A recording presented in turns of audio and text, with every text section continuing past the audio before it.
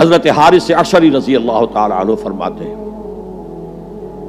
یہ مسند احمد ابن حنبل میں بھی ہے، ترمذی میں بھی ہے، قال قال رسول اللہ صلی اللہ علیہ وسلم انی آمرکم بخمس اللہ امرنی بہن۔ یہ ایک روایت میں اضافی الفاظ ہیں، اللہ امرنی بہن، دوسری میں نہیں ہے۔ انی آمرکم بخمس کے بعد شروع ہو جاتی ہے بالجماعت والسمع والطاعت والہجرت والجہاد فی سبیل اللہ۔ مسلمانوں میں تمہیں 5 باتوں کا حکم دے رہا ہوں، اور یہ حکم اللہ نے مجھے دیا ہے، حالانکہ آپ کو بھی حکم دینے کا اختیار ہے، لیکن آپ نے تاکید کے لیے کہا، میں اپنی طرف سے نہیں کہہ رہا، میں پہنچا رہا ہوں۔ انی آمرکم بخمس اللہ امرنی بہن بالجماعت والسمع والطاعت والہجرت والجہاد فی سبیل اللہ۔ ذرا دیانتداری کے ساتھ ہاتھ اٹھائیں ان مجمع میں سے وہ لوگ جنہوں نے پہلے کبھی یہ حدیث سنی ہے۔ ایک تو ادھر میں نے ہاتھ دیکھا ہے، اس کا چرچا ہی نہیں ہمارے ہاں۔ کیوں؟ یہ اس لیول سے متعلق ہے جس لیول پہ ہم سوچتے ہی نہیں۔ اقامت دین کی جد و جہد، نظام کو بدلنے کی جد و جہد، یہ ہمارے ذہن سے خارج، ہمارے تصور دین سے خارج۔ دیکھیے وہ جو ہے بنی الاسلام علی خمس، اس میں امر نہیں ہے، یہ خبر ہے صرف۔ اسلام کی بنیاد 5 چیزوں پر قائم ہے، شہادت اللہ الہ الا اللہ وان محمد رسول اللہ، واقام الصلاۃ وایتاء الزکوٰۃ وصوم رمضان وحج البیت من استطاع الیہ سبیلا۔ یہ حدیث کس کو نہیں معلوم؟ متن یاد نہ ہو یہ بات دوسری ہے، کس کو نہیں معلوم 5 ارکان اسلام حضور نے بتائے ہیں؟ حالانکہ وہاں یہ ہے میں تمہیں حکم دے رہا ہوں، اور چرچا ہی نہیں ہے ہمارے یہاں۔ جس گاؤں جانا نہیں اس کا راستہ کیا پوچھنا، جو کام ہم نے کرنا ہی نہیں، اس کے جو لوازم ہیں ان کے تذکرے کی کیا ضرورت ہے؟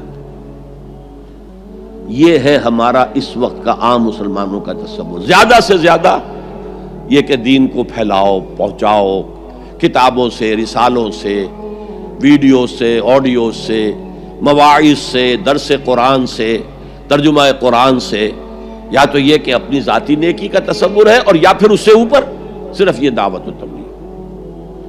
اس سے اوپر کی تیسری منزل جسے اقامت دین کہا جائے، جو خصوصی الفاظ حضور کے لیے 3 مرتبہ قرآن میں آئے، هو الذی ارسل رسولہ بالہدی ودین الحق لیظہرہ علی الدین کلہ۔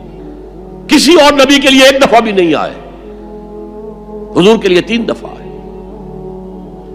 سورہ توبہ، سورہ فتح، سورہ صف۔ یہ چونکہ چیز ہمارے ذہنوں سے نکل گئی ہے، لہذا اس کے جو متعلقات ہیں اس کی طرف بھی توجہ نہیں ہے۔ سیدھی سی بات ہے، منطقی بات ہے، جس گاؤں جانا نہیں اس کا راستہ کا ہے کو پوچھنا۔ یہ 5 چیزیں ہیں لازم۔ جماعت کی شکل میں رہو، یہ بھی فرمایا علیکم بالجماع، یہ حضور کی حدیث ہے، علیکم بالجماع، لازم جماعت کی شکل میں رہو۔ اور حضرت عمر کا قول ہے، اور آپ کو معلوم ہے کہ صحابی کا قول بھی حدیث کہلاتا ہے۔ حضرت عمر فرماتے ہیں لا اسلام الا بالجماع ولا جماع الا بالامارہ ولا امارہ الا بالاطاعہ۔ کوئی اسلام بغیر جماعت کے نہیں، کوئی جماعت بغیر عمارت کے نہیں، اور کوئی عمارت بے فائدہ ہے اگر اس کی اطاعت نہ ہو۔ تو پہلا حکم بالجماع والسمع، اور سنو، سننے کے لیے وابستہ رہنا ہوگا، وابستہ رہ شجر سے امید بہار رکھ۔ اب یہ نہیں ہو سکتا تھا کہ حضور پر کوئی بات آئی ہے تو آپ خود ہر ایک کے گھر جا جا کے اس کو پہنچائیں۔ آپ وابستہ رہیں اس نظم جماعت کے ساتھ، جیسے کہ درخت کا پتا جو ہے اس تک بھی جڑ سے لے کر جو غذا آ رہی ہے درخت کے پتے تک پہنچ رہی ہے۔ تو پیوستہ رہ شجر سے امید بہار رکھ، اس پیوستگی کے ساتھ، تاکہ وہ سارے احکام آپ تک خود بخود پہنچے۔ والطاعہ، اور اطاعت۔ 3 چیزیں ہو گئی، بالجماعت والسمع والطاعت والہجرت والجہاد فی سبیل اللہ۔ اور میں اس کی حقیقت پہلے بھی بیان کر چکا ہوں۔ ہجرت، اس کی بنیاد کیا ہے؟ حضور سے پوچھا گیا ای الہجرت افضل یا رسول اللہ، اے اللہ کے رسول سب سے اعلیٰ اور سب سے افضل ہجرت کون سی ہے؟ فرمایا ان تہجر ما کرہ ربک، ہر اس چیز کو چھوڑ دو جو تمہارے رب کو پسند نہیں ہے۔ آج اپنے گریبان میں جھانکیے، جو چیز زندگی میں غلط ہے شریعت کی روح سے، طے کیجئے کہ اب نہیں ہوگی، اب ختم کر دوں گا، ہجرت شروع ہو گئی آپ کی۔ ان تہجر ما کرہ ربک، ہر اس چیز کو ترک کر دو، چھوڑ دو جو تمہارے رب کو پسند نہیں۔ اور آخری ہجرت تو آئے گی وہ اقامت دین کے آخری مرحلے میں، جب اقدام ہوگا، جب نظام کو چیلنج کیا جائے گا، پھر جو ہجرت ہوگی وہ فرض ہجرت ہوتی ہے۔ مدینے کی ہجرت فرض تھی، ہجرت حبشہ فرض نہیں تھی۔ وہ تو جن لوگوں کی ہمت جواب دے رہی تھی اور جو پرسیکیوشن ہو رہی تھی اور جو تشدد ہو رہا تھا اس کو برداشت نہیں کر پا رہے تھے، انہیں اجازت دے دی گئی کہ ٹھیک ہے چلے جاؤ، حبشہ کی طرف ہجرت کر جاؤ۔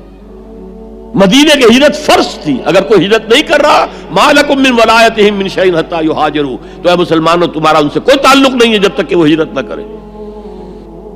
بلکہ سورہ نساء میں اس کو بھی ایک طرح کا نفاق قرار دیا گیا۔ تو وہ ہجرت بڑی ہجرت ہے، گھر بار چھوڑ کر، اور مکے والے جو گئے تھے چھوڑ کر، وہ قریش کے بھیڑیوں کے رحم و کرم پر چھوڑ کر گئے تھے اپنے گھر والوں کو، اور ان کا سارا گھر کا سامان لوٹا گیا تھا، اور اس سارے سامان سے وہ کیپٹل فراہم کیا گیا تھا جس کو لے کر ابو سفیان کا قافلہ گیا تھا شام کی طرف، جس کا حضور نے پیچھا کیا تھا لیکن وہ نکل گیا تھا۔ جب وہ واپس آ رہا تھا تب حضور نے پھر اس کو کنفرنٹ کرنے کے لیے مدینے سے باہر نکل کر پروگرام بنایا، لیکن وہ اللہ کو کچھ اور منظور تھا، ادھر سے لشکر آ گیا اور جنگ ہو گئی، جنگ بدر ہو گئی۔ تو ہجرت کیا ہے؟ شروع سے ہجرت کیا ہے؟ ان تہجر ما کرہ ربک، اور سب سے اوپر کیا ہے؟ گھر بار، اپنے آباء و اجداد کی وطن، جہاں آپ کے آباء و اجداد دفن ہے، چھوڑو، جاؤ، اور جاؤ وہاں جہاں پوری طاقت مرکوز ہو جائے تاکہ آپ نظام باطل کو چیلنج کرنے کے لیے ساری طاقت ایک جگہ جمع کر سکیں۔ اور جہاد پوچھا گیا ای الجہاد افضل یا رسول اللہ، سب سے افضل جہاد کون سا ہے اللہ کے رسول؟ فرمایا ان تجاہد نفسک فی طاعت اللہ، کہ اپنے نفس کے خلاف جہاد کرو، اسے اللہ کا مطیع بناؤ۔ وہ سرکش ہے، وما ابرئ نفسی ان النفس لامارۃ بالسوء، یہ نفس جو ہے امارۃ بالسوء، برائی کا حکم دینے والا ہے، اس کے خلاف کشاکش کرو اور اس کو دباؤ، اسے اللہ کے سامنے جھکاؤ، یہ جہاد افضل ہے۔ اور بلند ترین جہاد قتال فی سبیل اللہ، ان اللہ یحب الذین یقاتلون فی سبیلہ صفا کانہم بنیان مرصوص۔ یہ ہے وہ حدیث جو ہمارے تصورات سے خارج ہو